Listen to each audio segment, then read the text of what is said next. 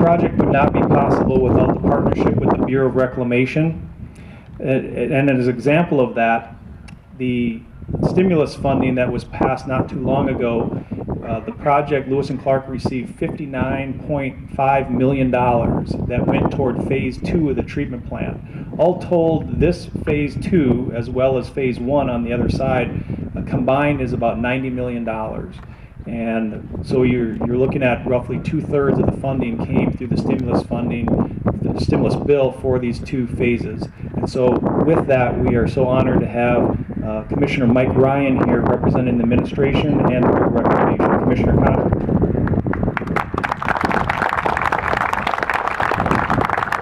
Thank you, Troy, and thank you, Red, for inviting me to be here today. I think it was actually insisting that I be here today so that I would be able to not only see this tremendous accomplishment, but also learn a lot about the Lewis and Clark project.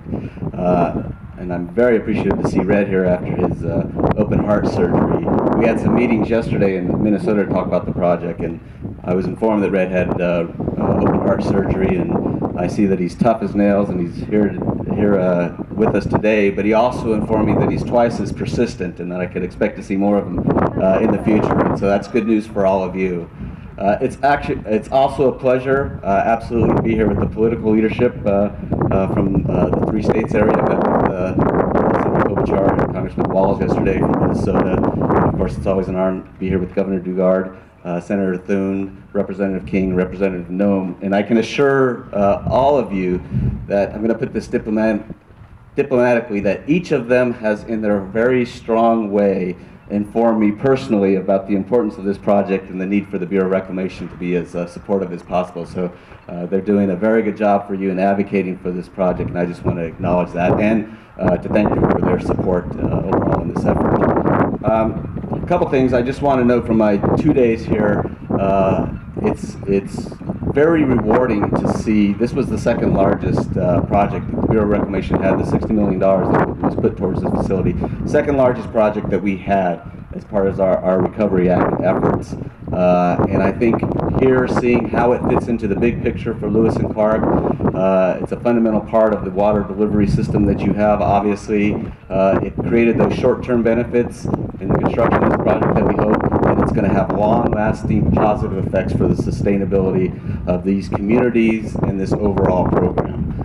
And that's very rewarding, and I just want to say that from our Bureau of Reclamation team, Mike Ryan, our regional director, Rick Bauer, our area manager, our pre-tech manager for rural water programs, and Tim Hall, our project engineer, we recognize the value of this project, the great partnership that we have with all the members of Lewis and Clark, and I can assure you that we're all committed to moving this project forward so that, as Governor Dugard said, I think 11 out of 20 is not good enough, and we want to move this forward so that we can celebrate, as Congressman King said, the finality of this project at the end of the day.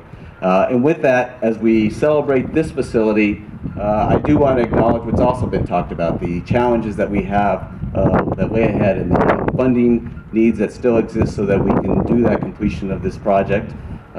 It's been since the apex of the Recovery Act and the ability to move forward with this part of the project.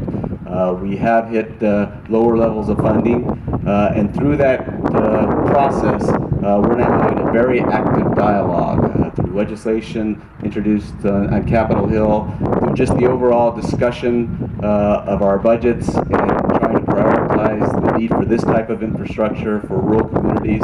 And that dialogue is having a very positive effect.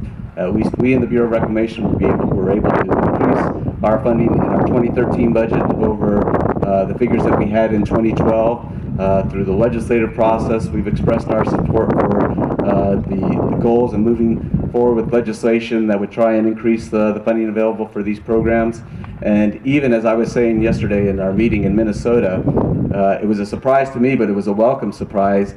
About a week and a half ago, Mike Ryan forwards me an email that has a news story that talks about President Obama talking about the importance of rural water infrastructure to the sustainability and strengthening rural communities. And he was actually talking about one of our rural water projects, the Aqua Dewitt in southeastern Colorado.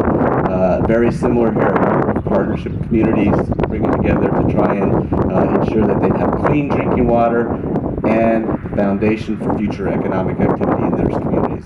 Those are goals that we endorse, there are values that we share, and we're here to tell you we're celebrating this, but we're on the same message as your delegation, everybody here, that we've got a lot of work to do, and we realize that, and we want to get down to work with all of you. So thank you very much for the opportunity to be here. It's been an honor and pleasure.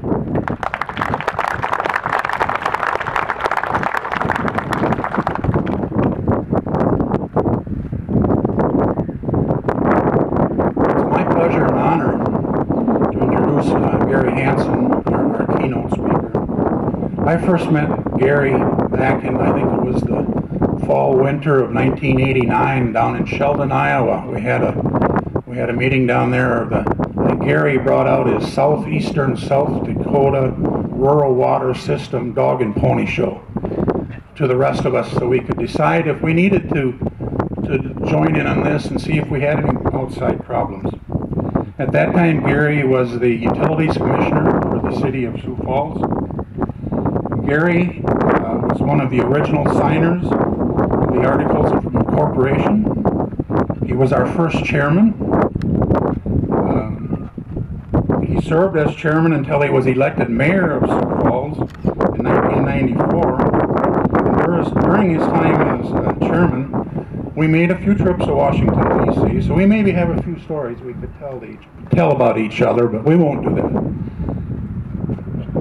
His leadership and passion for this project certainly helped set the groundwork for the project's eventual authorization in 2000. As mayor of Sioux Falls, Gary continued his strong advocacy for the Lewis and Clark project, and Gary currently serves on the South Dakota Public Utilities Commission, so it's my pleasure at this time to introduce Gary Hansen, a good friend of mine.